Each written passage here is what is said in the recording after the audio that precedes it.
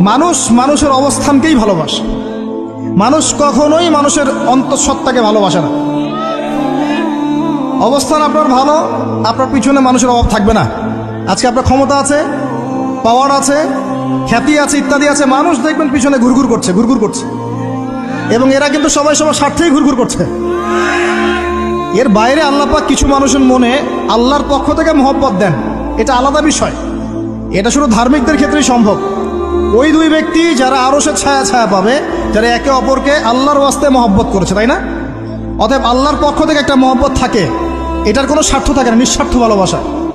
মানুষ মানুষের অবস্থানকেই ভালোবাসে। মানুষ কখনোই মানুষের অন্তঃসত্ত্বাকে ভালোবাসে না। অবস্থান আপনার ভালো, আপনার পিছনে মানুষের অভাব থাকবে না।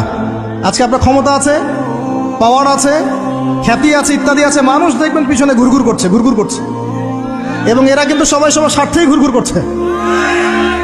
এর বাইরে আল্লাহ পাক কিছু মানুষের মনে আল্লাহর পক্ষ থেকে মহব্বত দেন, এটা আলাদা বিষয়। এটা শুধু ধার্মিকদের ক্ষেত্রেই সম্ভব। ওই দুই ব্যক্তি যারা আরশের ছায়া ছায়া পাবে, যারা একে অপরকে আল্লাহর ওয়াস্তে মহব্বত করেছে, তাই না? অতএব আল্লাহর পক্ষ থেকে একটা মহব্বত থাকে, এটার কোনো স্বার্থ থাকে না, নিঃস্বার্থ ভালোবাসা।